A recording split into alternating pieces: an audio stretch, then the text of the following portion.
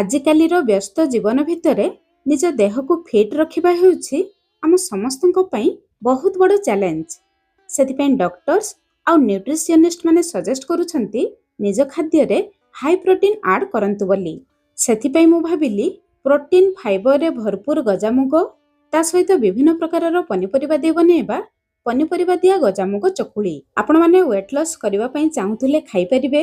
Diabetic patient ଆଉ high blood pressure ରୋଗୀମାନଙ୍କ ପାଇଁ ବରଦାନ ସଦୃଶ। ତାହେଲେ ରେସିପି ପସନ୍ଦ ଆସିଲେ ଭିଡ଼ିଓକୁ ଲାଇକ୍ କରନ୍ତୁ, ନିଶ୍ଚୟ ଗୋଟେ ସେୟାର କରନ୍ତୁ। ଚ୍ୟାନେଲରେ ଯଦି ନୂଆ ଅଛନ୍ତି ତଳେ ଥିବା ବ୍ଲାକ୍ କଲର୍ ସବସ୍କ୍ରାଇବ୍ ବଟନରେ ପ୍ରେସ୍ କରି ପ୍ଲିଜ୍ ଚ୍ୟାନେଲକୁ ସବସ୍କ୍ରାଇବ୍ କରନ୍ତୁ। ଫେସବୁକ୍ ପେଜକୁ ନିହାତି ଫଲୋ କରନ୍ତୁ। ଜୟ ଜଗନ୍ନାଥ, ମୁଁ ସସ୍ମିତା ଆପଣ ସମସ୍ତଙ୍କୁ ସ୍ୱାଗତ କରୁଛି ସସ୍ମିତା ଷ୍ଟାର କିଚେନକୁ। ପ୍ରଥମେ ଚାଲନ୍ତୁ ଚକୁଳି ସହିତ ଖାଇବା ପାଇଁ ଗୋଟେ ରାଗ ରାଗ ଚଟପଟା ଚଟନି ବନେଇବା। ଗୋଟେ ଛୋଟ ଚାମଚ ତେଲ ଗରମ କରିବା। ତେଲ ଗରମ ହେଇଯିବା ପରେ ଗୋଟେ ବଡ଼ ଚାମଚ କଞ୍ଚା ବୁଟ ଡାଲି ଦେବା। ବୁଟ ଡାଲିକୁ ଭାଜିବା ପାଇଁ ଟିକେ ଅଧିକ ସମୟ ଲାଗିବ, ସେଥିପାଇଁ ପ୍ରଥମେ ବୁଟ ଡାଲିକୁ ହାଲକା ଭାଜିବା। ହାଲକା ହାଲକା ଲାଲ କଲର ହେଲା ପର୍ଯ୍ୟନ୍ତ ଭାଜିବା। ତାପରେ ଅଧା ଛୋଟ ଚାମଚ କଞ୍ଚା ଜିରା ଦେବା। ଜିରା ବୁଟ ଡାଲି ଭଲ ଭାବରେ ଭାଜିଯିବା ପରେ ଆମେ 2ଟି ମିଡିୟମ ସାଇଜର ଟମାଟୋ, ଅଧା ଇଞ୍ଚର ଅଦା, 4-5ଟି ରସୁଣ, ରାଗ ପାଇଁ ଗୋଟେ କଞ୍ଚା ଲଙ୍କା ଦେବା। ଏଠି ମୁଁ ଗୋଟେ କଞ୍ଚା ଲଙ୍କା ଦେଇଛି, ବହୁତ ରାଗ ଅଛି ବୋଲି। ଆପଣମାନେ ଯେତିକି ରାଗ ପସନ୍ଦ କରୁଥିବେ ସେଇ ହିସାବରେ କଞ୍ଚା ଲଙ୍କା ଦେବେ। ତାପରେ ଚଟନିରେ ଭଲ କଲର ପାଇଁ 2ଟି କାଶ୍ମୀରୀ ଶୁଖିଲା ଲଙ୍କା ଦେବା। ଥିଲେ ଦେବେ, ନଥିଲେ ସ୍କିପ୍ କରିବେ। ତାପରେ ସବୁ ଜିନିଷକୁ ଦେଖି ସ୍ୱାଦ ଅନୁସାରେ ଲୁଣ, ଅଳ୍ପ ହଳଦୀ ଗୁଣ୍ଡ ଦେବା, ଅଳ୍ପ କାଶ୍ମୀରୀ ଲଙ୍କା ଗୁଣ୍ଡ ଦେବା। ଚଟନିରେ ବହୁତ ବଢ଼ିଆ କଲର ଆସିବ। ତାପରେ ସବୁ ଜିନିଷକୁ ଗୋଳେଇ ନେବା। ଟମାଟୋକୁ 1ରୁ 2 ମିନିଟ୍ ପର୍ଯ୍ୟନ୍ତ ହାଲକା ଭାଜିବା। ଟମାଟୋ ହାଲକା ଭାଜିଯିବା ପରେ ଚଟନିର ବାସ୍ନା ଟେଷ୍ଟ ବଢ଼ାଇବା ପାଇଁ ଅଳ୍ପ କିଛି ଭୃଷଙ୍ଗ ପତ୍ର ଦେବା। ଆପଣମାନେ ଚାହିଁଲେ ଧନିଆ ପତ୍ର ବି ଦେଇପାରିବେ। ପ୍ରଥମେ ଟମାଟୋରେ ଥିବା କଞ୍ଚା ପାଣି ଶୁଖିବା ପର୍ଯ୍ୟନ୍ତ ସବୁ ଜିନିଷକୁ ଭାଜି ନେବା। ତାପରେ ଟମାଟୋକୁ ସିଝିବା ପାଇଁ 4-5 ଚାମଚ ପାଣି ଦେବା। ଚଟନିକୁ ଆଉ ଟିକେ ଚଟପଟା କରିବା ପାଇଁ ଗୋଟେ ବଡ଼ ଚାମଚ ତେନ୍ତୁଳି ରସ ଦେବା। ଟମାଟୋ କେତେ ଖଟା ଅଛି ସେହି ହିସାବରେ ଦେଖିକି ତେନ୍ତୁଳି ରସ ଦେବେ। ଯଦି ବେଶୀ ଖଟା ଥିବ ତାହେଲେ ଦେବେ ନାହିଁ। ତାପରେ ଲୋ ଟୁ ମିଡିୟମ ଫ୍ଲେମ୍ରେ 4ରୁ 5 ମିନିଟ୍ କଭର କରିବା, ଯାହାଦ୍ୱାରା ଟମାଟୋ ଭଲ ଭାବରେ ସିଝିଯିବ। ଦେଖିବେ ବହୁତ ବଢ଼ିଆ ବାସ୍ନା ବାହାରିବ ଆଉ ଟମାଟୋ ବି ଭଲ ଭାବରେ ସିଝିଯିବ। ଏବେ ଆମେ ବାହାରକୁ ବାହାର କରି ଆଣିବା। ଟମାଟୋକୁ ପୁରା ଥଣ୍ଡା ହେବା ପାଇଁ ଛାଡ଼ିବା। ଥଣ୍ଡା ହେଲା ପରେ ଗ୍ରାଇଣ୍ଡର ଜାରରେ ଦେବା।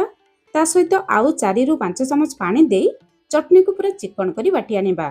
ଚଟନିକୁ ବାଟି ସାରିବା ପରେ ଫାଇନାଲ କନସିଷ୍ଟେନ୍ସି ଦେଖନ୍ତୁ, ଏତିକି ବହଳିଆ ରଖିବେ। ଏତିକି ବହଳିଆ ରହିଲେ ଚକୁଳି, ଇଡଲି, ବରା ସବୁଥିରେ ଖାଇବା ପାଇଁ ଭଲ ଲାଗିବ। ଆପଣ ଚାହିଁଲେ ଏମିତି ଚଟନିକୁ ଖାଇପାରିବେ, କିନ୍ତୁ ଟିକେ ତଡ଼କା ଦେବା। ତଡ଼କା ପାଇଁ ଗୋଟେ ଛୋଟ ଚାମଚ ତେଲ ଗରମ କରିବା। ତେଲ ଗରମ ହେଇଯିବା ପରେ ଅଧା ଛୋଟ ଚାମଚ ଛୋଟ ଦାନାବାଲା ସୋରିଷ, ଅଧା ଛୋଟ ଚାମଚ ଜିରା ଦେବା। ଜିରା ସୋରିଷ ତେଲରେ ଫୁଟିଯିବା ପରେ ଗୋଟେ ଶୁଖିଲା ଲଙ୍କା, ଅଳ୍ପ କିଛି ଭୃଷଙ୍ଗ ପତ୍ର ଦେବା। ଶେଷରେ 2-3 ପିଞ୍ଚ ହିଙ୍ଗୁ ଦେଇ ତଡ଼କାକୁ ବାହାରକୁ ବାହାର କରି ଆଣିବା। ତଡ଼କାକୁ ଜମା ପୋଡ଼ିବେ ନାହିଁ। ଏଇ ଗରମ ଗରମ ତଡ଼କାକୁ ଆଣି ଆମେ ଚଟନିରେ ଗୋଳେଇବା। ଏବେ ଆମ ରେଡି ହେଇଗଲା ଚଟପଟା ରାଗ ରାଗ ଟମାଟୋ ଚଟନି। ଏଇ ଚଟନିକୁ ବନେଇ ଆପଣମାନେ ଯେକୌଣସି ଏୟାରଟାଇଟ୍ କଣ୍ଟେନରରେ ଭର୍ତ୍ତି କରି ଫ୍ରିଜରେ 2ରୁ 3 ଦିନ ରଖି ଖାଇପାରିବେ। ଚଟନି ରେଡି ହେଇଗଲା। ଚାଲନ୍ତୁ ଚକୁଳି ବନେଇବା ପ୍ରୋସେସକୁ ଯିବା। ଗଜାମୁଗ ଚକୁଳି ବନେଇବା ପାଇଁ ପ୍ରଥମେ ଆମକୁ ଗଜାମୁଗ ଦରକାର। ଗଜାମୁଗ ବନେଇବା ପାଇଁ 100 ଗ୍ରାମ କଞ୍ଚା ଗୋଟା ମୁଗକୁ ମୁଁ 7-8 ଘଣ୍ଟା ହେଲା ପାଣିରେ ବତୁରେଇ ଦେଇଥିଲି। ଦେଖନ୍ତୁ ମୁଗ ଭଲ ଭାବରେ ବତୁରି ଯାଇଛି। ମୁଗକୁ ଭଲ ଭାବରେ ବତୁରେଇ ନେବେ। ମୁଗ ବତୁରି ଯିବା ପରେ 2-3 ଥର ଭଲ ପାଣି ଦେଇ ଧୋଇ ଆଣିବେ, ନହେଲେ ମୁଗରେ ବାସ୍ନା ଆସିଯିବ। ତାପରେ ଗୋଟେ ଛାଙ୍କୁଣିରେ ଛାଣି ମୁଗକୁ କିଛି ସମୟ ରଖିବା। ସବୁ ପାଣି ବାହାରି ଯିବା ପରେ ଗୋଟେ ବଡ଼ ଡେକ୍ଚି ନହେଲେ ଗୋଟେ କୁକର ନେବେ। ତା ଉପରେ ଛାଙ୍କୁଣିକୁ ରଖିବେ। ତା ଉପରେ ଘୋଡ଼ଣୀ ଦେଇ ରାତି ସାରା ମୁଗକୁ ସେମିତି ଛାଡ଼ିବେ। 10ରୁ 12 ଘଣ୍ଟା ପରେ ବା ତା ପରଦିନ ସକାଳେ ଚାଲନ୍ତୁ ମୁଗକୁ ଚେକ୍ କରିବା। ଦେଖନ୍ତୁ କଞ୍ଚା ମୁଗରୁ କେତେ ସୁନ୍ଦର ଗଜା ବାହାରିଛି। ଏବେ ବର୍ଷା ଦିନ ଚାଲିଛି, ପାଗ ଟିକେ ଥଣ୍ଡା ଅଛି, ତଥାପି ଗୋଟେ ରାତି ପରେ ଦେଖନ୍ତୁ ମୁଗରୁ କେତେ ସୁନ୍ଦର ଗଜା ବାହାରିଛି। ଏହି ଉପାୟରେ ମୁଗରୁ ଗଜା ବନେଇଲେ ବହୁତ ସହଜରେ ବନିଯାଏ। ମୋତେ ଏତିକି ଗଜା ପସନ୍ଦ, ସେଥିପାଇଁ ମୁଁ 10ରୁ 12 ଘଣ୍ଟା ରଖିଥିଲି।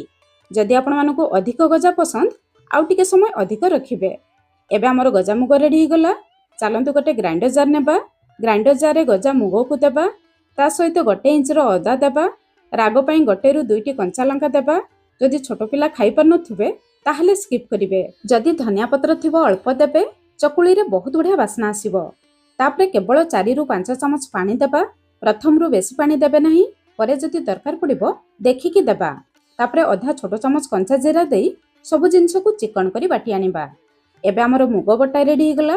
ଗୋଟେ ବଡ଼ ଜାଗାକୁ ଦେବା। ତାପରେ এই ମୁଗ ବଟାରେ ଅଧା ଛୋଟ ଚାମଚ ହଳଦୀ ଗୁଣ୍ଡ, ଚକୁଳିରେ ଭଲ କଲର ପାଇଁ ଅଧା ଛୋଟ ଚାମଚ କାଶ୍ମୀରୀ ଲଙ୍କା ଗୁଣ୍ଡ, ରାଗ ପାଇଁ କଞ୍ଚା ଲଙ୍କା ବାଟିଥିଲେ, ଅପସନାଲ ଅଛି, ନଦେଲେ ବି ଚଳିବ।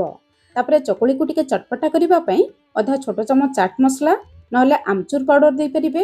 ଯଦି ଥିବ ଦେବେ, ନଥିଲେ ସେମିତି ବନେଇବେ। ଅଧା ଛୋଟ ଚାମଚ ଧନିଆ ଗୁଣ୍ଡ, ତାପରେ ଚକୁଳିରେ ବାଇଣ୍ଡିଂ ପାଇଁ ତା ଛଡ଼ା ଭଲ ଟେଷ୍ଟ ପାଇଁ 4 ବଡ଼ ଚାମଚ ବେସନ ଦେବା। ବେସନ ବଦଳରେ ଆପଣମାନେ ସୁଜି ଦେଇପାରିବେ।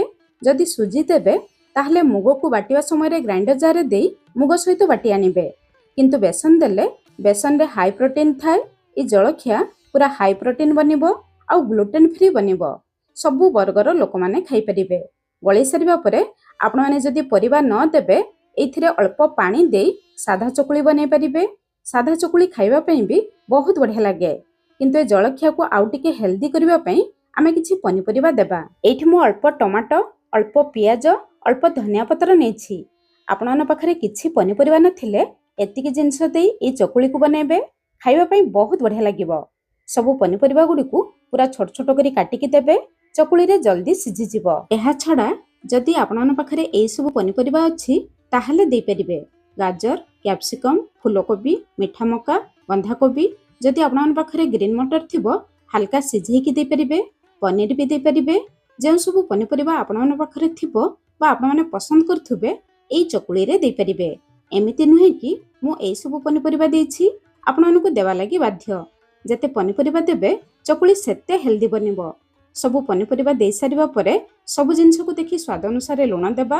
ତାପରେ ସବୁ ଜିନିଷକୁ ଭଲ ଭାବରେ ଗୋଳେଇ ନେବା। ଗୋଳେଇ ସାରିବା ପରେ ଆପଣ ଚାହିଁଲେ ଏମିତି এই ଚକୁଳିକୁ ବନେଇ ପାରିବେ। ଯଦି ଆପଣମାନଙ୍କ ପାଖରେ ଧଳା ରାଶି ଥିବ 2 ରୁ 3 ଚାମଚ ଦେବେ। ଧଳା ରାଶି ଦେଲେ এই ଚକୁଳି ଖାଇବା ପାଇଁ ଆଉ ଟିକେ ଟେଷ୍ଟି ଲାଗିବ। ତା ଛଡ଼ା ଧଳା ରାଶିରେ କ୍ୟାଲସିୟମ ଅଛି, ଦେହ ପାଇଁ ହେଲ୍ଦି ରହିବ। ଗୋଳେଇ ସାରିବା ପରେ ମିକ୍ସଚର ଦେଖନ୍ତୁ ଏତିକି ବହଳିଆ ଅଛି। এই ମିକ୍ସଚରରେ ଆଉ 1 ରୁ 2 ଚାମଚ ପାଣି ଦେବା। କିନ୍ତୁ ପାଣି ଦେବା ପୂର୍ବରୁ ଆମେ ଗୋଟେ ଛୋଟ ପାଉଚ ଇନୋ ଦେବା। ଇନୋ ଦେଲେ এই ଚକୁଳି ପିଠା ଟିକେ ନରମ ଆଉ ସ୍ପଞ୍ଜି ବନିବ। ଇନୋ ନ ଦେଲେ ବି ଆପଣମାନେ ପିଠା ବନେଇ ପାରିବେ, କିନ୍ତୁ ସେଇ ପିଠା ସେତେ ନରମ ବନିବ ନାହିଁ, ଟିକେ ନିଦା ବନିବ। ଇନୋ ଦେଇ ସାରିବା ପରେ ସେଇ ଗ୍ରାଇଣ୍ଡର ଜାରକୁ ଧୋଇ 1 ରୁ 2 ଚାମଚ ପାଣି ଦେବା। ଇନୋ ଆକ୍ଟିଭେଟ ହେଇଯିବ। ଇନୋ ବଦଳରେ ଆପଣମାନେ ଅଧା ଛୋଟ ଚାମଚ ଖାଇବା ସୋଡ଼ା ଦେଇପାରିବେ। କିଛି ନ ଦେଲେ ବି ସେମିତି ପିଠା ବନେଇ ପାରିବେ। ଇନୋ ଗୋଳେଇ ସାରିବା ପରେ ପିଠାକୁ ବେଶୀ ସମୟ ବାହାରେ ରଖିବେ ନାହିଁ, ନହେଲେ ପିଠା ଭଲ ଭାବରେ ଫୁଲିବ ନାହିଁ। ସାଙ୍ଗେ ସାଙ୍ଗେ ପିଠା ବନେଇବା ଷ୍ଟାର୍ଟ କରିବେ। ପିଠା ବନେଇବା ପାଇଁ ଏଠି ମୁଁ ଗୋଟେ ଛୋଟ ପ୍ୟାନ୍ ନେଇଛି। ପିଠା ଦେଖିବା ପାଇଁ ସୁନ୍ଦର ଲାଗିବ। ଆପଣମାନେ ଚାହିଁଲେ ଯେକୌଣସି ଗୋଟେ ମୋଟା କଢ଼େଇରେ ବନେଇ ପାରିବେ। ପ୍ୟାନ୍ରେ ଅଳ୍ପ ତେଲ ଦେଇ ଚାରିପଟରେ ଲଗେଇବା। ତେଲ ଗରମ ହେଇଯିବା ପରେ ଅଧା ଛୋଟ ଚାମଚ ଛୋଟ ଦାନାବାଲା ସୋରିଷ, ଅଧା ଛୋଟ ଚାମଚ ଧଳା ରାଶି, 5-6ଟି ଭୃଷଙ୍ଗ ପତ୍ର ଦେବା। ସବୁ ଜିନିଷ ଭଲ ଭାବରେ ଫୁଟିଯିବା ପରେ ଆମେ ଗୋଳେଇ ରଖିଥିବା ପିଠଉରୁ 2 ରୁ 2.5 ଡଙ୍କି ପିଠଉ ଦେବା। ତାପରେ ଚଟୁରେ ଚାରିପଟକୁ ସ୍ପ୍ରେଡ୍ କରିବା। এই ଚକୁଳି ପିଠାକୁ ଆପଣମାନେ ଟିକେ ମୋଟା ବନେଇବେ, କାହିଁକି ନା ଏଇ ପିଠା ବହୁତ ନରମ ବନିଥାଏ। ନହେଲେ ଓଲଟାଇବା ସମୟରେ ପିଠା ଭାଙ୍ଗିଯିବ। ତାପରେ ଲୋ ଫ୍ଲେମ୍ରେ 3 ରୁ 4 ମିନିଟ୍ କଭର କରିବା। 4 ମିନିଟ୍ ପରେ ଏଠି ଦେଖନ୍ତୁ ପିଠାର ଉପର ଅଂଶ ଶୁଖିଲା ହେଇ ଆସିଲାଣି। ପିଠାର ଉପର ଅଂଶ ପୁରା ଶୁଖିଲା ହେଇଯିବା ପରେ ଆମେ ପିଠାକୁ ତଳପଟକୁ ଓଲଟାଇବା। କିନ୍ତୁ ଓଲଟାଇବା ପୂର୍ବରୁ ପିଠା ଉପରେ ଅଳ୍ପ ତେଲ ଦେବା। ତେଲ ଦେଇ ଓଲଟାଇଲେ ପିଠାର ତଳପଟ ବି ଭଲ ଭାବରେ ସେକିଯିବ। ତାପରେ ପିଠାକୁ ଆମେ ତଳପଟକୁ ଓଲଟାଇ ଦେବା। ଦେଖନ୍ତୁ ପିଠାର ତଳପଟ କେତେ ସୁନ୍ଦର ଲାଲ କଲର ହେଇଯାଇଛି। ତାପରେ ତଳପଟକୁ ଆଉ 1 ରୁ 2 ମିନିଟ୍ ପର୍ଯ୍ୟନ୍ତ ସେମିତି ଲୋ ଫ୍ଲେମ୍ରେ ସେକି ନେବା। 2 ମିନିଟ୍ ପରେ ଏଠି ପିଠା ଆମ ରେଡି ହେଇଗଲା। ପିଠାକୁ ବାହାରକୁ ବାହାର କରି ଆଣିବା। ଦେଖନ୍ତୁ ପିଠା ଆମର କେତେ ସୁନ୍ଦର ଦେଖାଯାଉଛି। ସେମ୍ ପ୍ରୋସେସରେ ସବୁ ପିଠାକୁ ବନେଇବା। ଆପଣମାନେ ଏଇ ପ୍ରୋସେସରେ ଏଇ ପରିବା ଦିଆ ମୁଗ ଚକୁଳି ପିଠା ବନାନ୍ତୁ। ଆଉ କେମିତି ଲାଗିଲା ନିହାତି ମୋତେ କମେଣ୍ଟସ୍ କରି ଜଣାଇବେ। ତାହେଲେ ଆଜି ପାଇଁ ରହିଲି। ପୁଣି ଦେଖା ହେବା ନୂଆ ରେସିପିରେ। ଧନ୍ୟବାଦ।